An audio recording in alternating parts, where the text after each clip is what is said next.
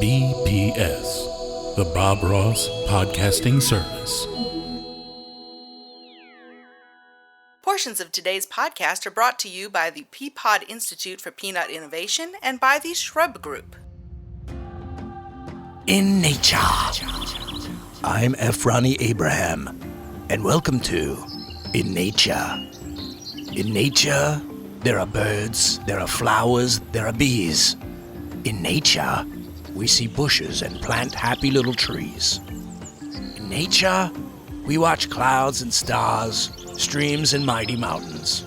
In nature, folks like you and I run right towards water fountains. That's right, we're thirsty because of all the things humans love to do in nature. Perhaps the most popular is running.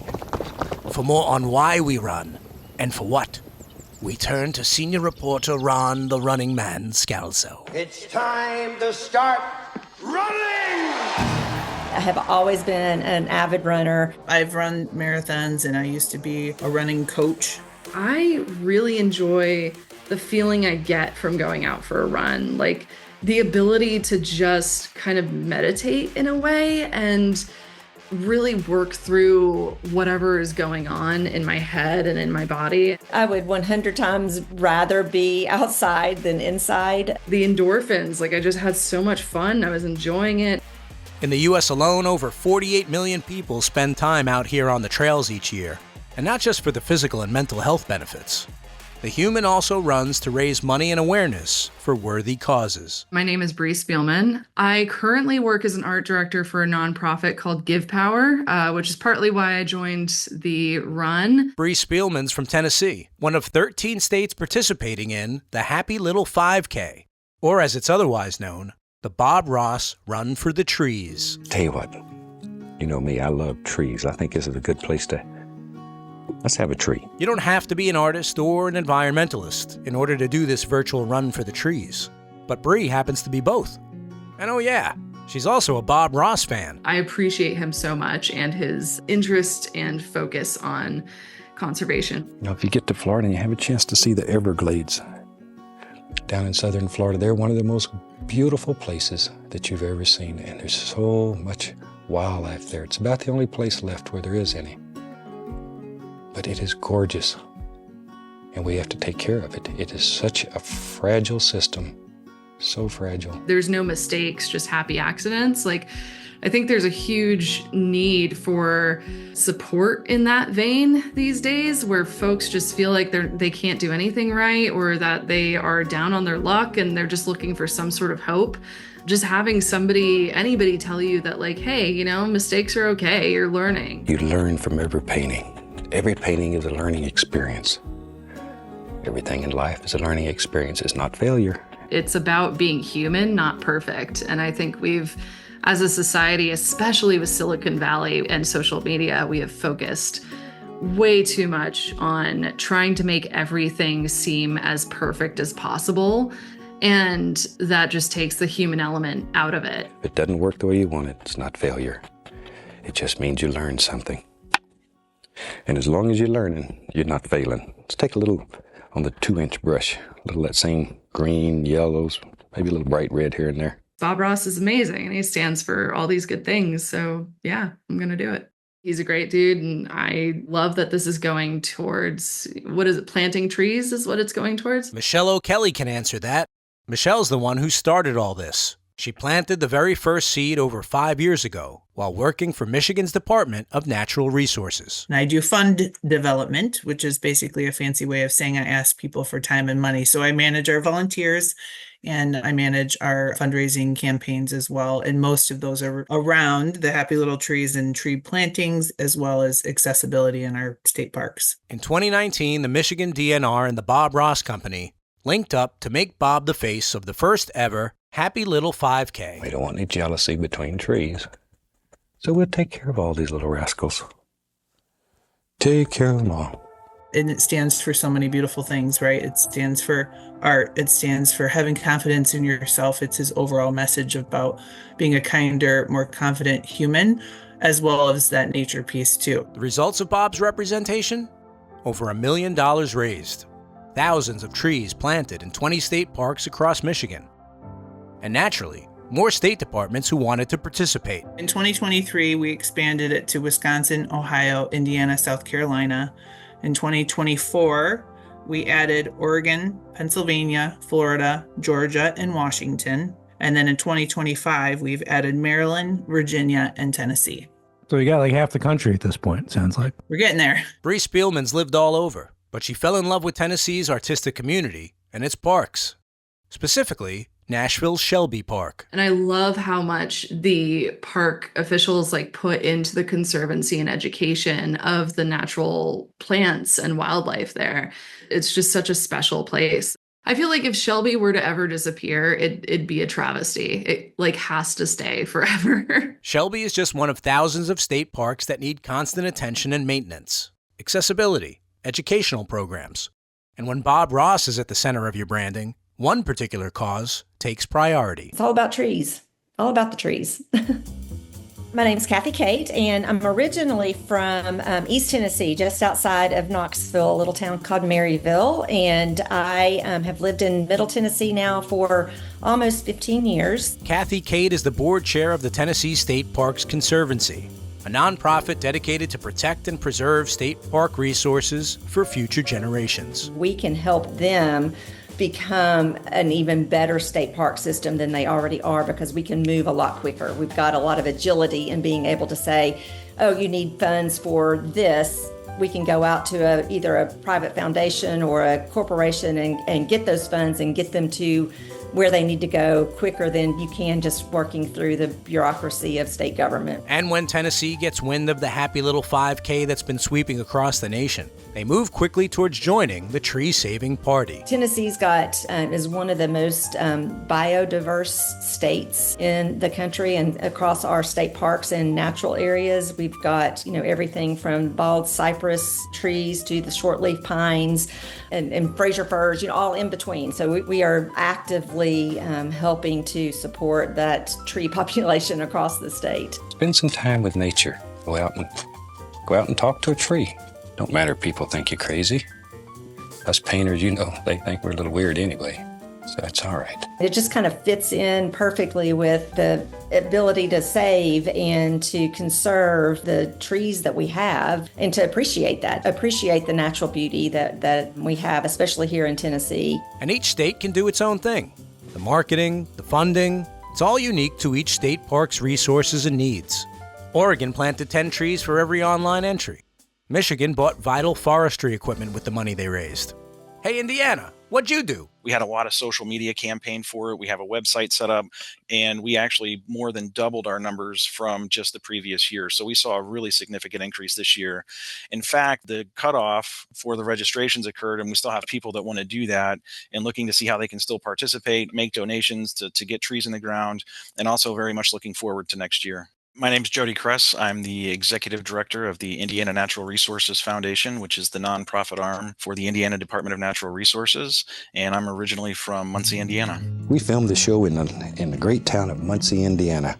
And around here, get a little sap green, there are a lot of beautiful, beautiful barns and covered bridges. So let's paint one. I was a country kid in Indiana, so we had 4 channels. So as we're scrolling through the channels, you find news, and as a kid you're like, well, these aren't very fun, and then you get on Bob Ross. Somebody wrote me one time, they said, everything in your world seems to be happy. Absolutely. Enough sorrow in the world. You can just watch the news if you want to see bad stuff. In this world here, everything's happy. The Indiana Natural Resources Foundation mission is to celebrate and preserve Indiana's natural legacy by raising funds to support the Department of Natural Resources. And we do that in a number of ways, from the Discover the Outdoors field trip grant program. We have the Indiana Tree Project, making sure that we attach ourselves to projects and programs that are reasonable for the Department of Natural Resources to engage, but also have a really long-term benefit for Hoosiers. Considering Bob Ross's Indiana roots, it's no surprise that the Happy Little 5K has been a success here. We started 3 years ago, so we're in our 3rd year this year, and it keeps getting better every year. The first batch of money, we were able to buy some replacement trees for a few park campgrounds. That's Anthony Sipes, Natural Resources Manager for Indiana State Parks. There was a disease that came through most of the Midwest a few years back and took out a lot of our ash trees. And that's unfortunately was one of the most common trees in our campgrounds. Some of the campgrounds were looking a little bare after that disease had gone through. So we were able to use some of those funds to buy some larger replacement trees. Maybe the trees are dead, don't have any leaves. Maybe they just went bald. Who knows? That's what's happening to me. When you talk about the happy little trees and the happy little 5K, I mean, there's a nice ring to that. And I think that it's a very good catch slogan as well. And I think it's something that people can rally around and get behind. We'll do a couple of happy little trees here. Maybe this one's a little stronger. That way one looks bigger than the other one. And maybe he takes care of this little one, doesn't allow anybody to hurt him. Everybody needs a big friend. You know, with the love of nature, using funds like this to protect natural places. He's well known for creating paintings of natural places, and you have to have places like that out in the real world for your inspiration for that stuff. So if we can take that kind of philosophical inspiration, bring it full circle and use that to support the protection and expansion of those places, it just provides more of that to funnel that stuff down the road. And maybe in our world, maybe there's a road that goes back here. We'll put the road in and we'll work around it. The roads to painting and to running don't always start as pursuit interests. In fact, both pursuits usually begin with a familiar phrase. I can't do that. In addition to finding my creative community here, I also met 3 friends that were really into running here. And that was kind of the activity that they did together. And I was like, oh man, I can never keep up with them. And I think I went on one 7 a.m. run with them, and I was just a little too slow. And I'm just like, 7 a.m. I can't, I can't keep up with you. It's easy to get stuck when we paint, when we run, easy to give up. But then we get a nudge. Maybe it's from our friend, from our God, or from our favorite fuzzy-haired TV painter. Because you can do anything that you want to do, as long as you believe you can do it. Anything that you believe you can do, you really can do. And we take that encouragement and get back on the track. And whether putting in highlights or putting in steps, when it's done, we feel that sense of pure satisfaction. You have that euphoric moment where you get that runner's high and you're just like, I feel so much better than I felt earlier. I'm definitely going to be wearing the t-shirt around. On the day that I do my run, I will probably wear the finisher's medal just to run with it. And then I'll pull it out at the end and be like, yeah, and take a little snapshot. Bree Spielman's running in Shelby Park. Jody Kress is doing his 5K in Indianapolis. Michelle O'Kelly's hiking by Lake Michigan with her husband and 3 dogs. And Kathy Kate isn't letting recent knee surgery stop her from saving some Tennessee trees either. I sent a picture of all my swag to my older daughter who used to run with me, and she was like, that's nice. I was impressed, very impressed. But yeah, I've already worn my shirt. My plan is for Run for the Trees. I've got a couple of friends that have signed up, and I've been putting things out on my social media saying, run, walk, skip, ride your scooter, whatever you want to do, get out there and just be outside. And so a couple of friends and I are going to probably get out and hike. Being able to support something, even if you don't live in the state of Tennessee, virtually, I think is just a neat idea. That's right. You don't have to live in the place you want to support. You could sign up to help Michigan or Indiana out and then go run in Alaska or Brazil or on Mars if you can get there. Hey, it's your world. People can click the box and say, I'd like the proceeds of my entry fee to go to this particular state. They can also choose to give an additional donation, whether it's $1, $5, $50 to that organization that's managing it, whatever, if it's directly to the DNR or that foundation. And we've taken $125,000 just in those additional donations above and beyond the entry fees, which is just remarkable. So not only are people interested in getting the shirt, getting the swag, going out, running, and supporting the happy little trees, they're also interested in the cause, and they're giving even more. Look at that. Isn't that fantastic? I've painted thousands and thousands of paintings, and it still gets me excited to see this work. It's really nice to see how it's kind of spread out, and people are really excited to be able to click that box and pick the state that they want their funds to go to. We'll have a lot of people that run, but it's not necessarily geared towards that competitive runner. It's anyone can come out, anyone can find a trail, discover a new 5K route, and get out there and do it. And I have people that reach out and say, do I have to do the whole 5K in one setting? Can I I don't do it a lot, but I'm trying. I'd like to break it up a mile a day for 3 days. It's like, absolutely. You can do it however you want. And it's really cool to hear those stories. And it could be, a gateway to the next big thing. Maybe they're like, hey, I did that. Now I'm ready to do it again or to do something longer distance. A gateway to greater achievements? Man, who knew running and painting were almost the same thing? Because if you have a little success with this, then you got enough confidence to go and you try something a little harder and a little harder. And that's the way we learn. We just do things over and over. And each time it gets easier and better, and you can do more and more difficult things. So from April 19th through April 27th, appropriately, a period that covers Earth Day and Arbor Day, keep an eye out for thousands of happy little runners. They'll be easy to spot, rocking their Run for the Trees t-shirts, their finishers medals, maybe even a Bob Ross wig. And who knows, maybe next year, we can all show up in our shirts and our wigs and run for the trees together. The seed has been planted, Ron. I will figure something out. I will figure out an in-person location because it would be a blast. And think about the pictures. I just have this pipe dream of, like 100 people in a park with Bob Ross wigs on, running we might together. Have to do in Tennessee. That's what I'm talking about. And me next to them, just, hey, that's. I love this idea. All right. To me, that's the next natural step in this thing. No pun intended. Yes. Yes, exactly. Find out more about the Happy Little 5K and how you can sign up for next year's run at runsignup.com/happylittle5k. Come on. Let's save some trees. It's very rewarding. It's one of my favorite things that I do. And so it doesn't feel like work, right? When you're doing what you love, it doesn't feel like work. And you get those people that reach out to you and they have questions about registration and shirt sizes and things. And it never gets old because you just know that it's going to this bigger cause and this much broader thing. Being able to attach ourselves to those things and raise funds to support those efforts, it's something that's going to last for generations. This is an old cliche, but a lot of times when you volunteer, you get much more back than what you give. And I think that's true for most organizations, especially if you're passionate about it, what you're giving, you're going to get back tenfold. The restoration projects, that's hard work that sometimes never ends. So you have to be committed to knowing that it might be a generation or two down the road when those actually bear fruit. So grind through the lows and just know that the highs are coming. And if you can think of it like that, then it can be very rewarding. I want to make sure we're preserving the nature that we have, and also not just for the sake of being able to enjoy it and see it, but for the sake of being able to still breathe on this planet and be able to inhabit this planet. It does nice things when you begin to understand nature and you fall in love with it. It makes you appreciate the fact that you've been allowed to be part of it and to explore it.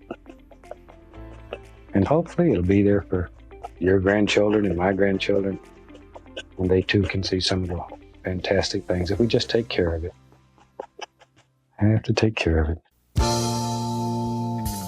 The old clock on the trail tells me we've got another finished podcast episode.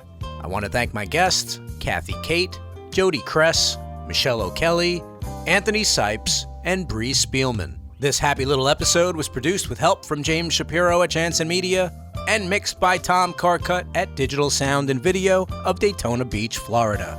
Support your local public television station and say thanks for giving us Bob Ross and the joy of painting. We want to see your paintings. Use hashtag #PaintLikeBobRoss. Bob Ross certified instructors are the only ones that know how to teach you Bob's world-famous painting method. So don't settle for second best. Find a local CRI at bobross.com and then click Take a Class. Got your own Bob Ross story to tell? Leave us a message at 866-FANBRUSH or email us at podcast@bobross.com. And you can follow us on Facebook at The Joy of Painting with Bob Ross. I'm Ron Scalzo. The Joy of Bob Ross is written and produced by me, Ron Scalzo, in partnership with Bob Ross, Inc. Bob Ross name and images, they're registered trademarks of Bob Ross, Inc.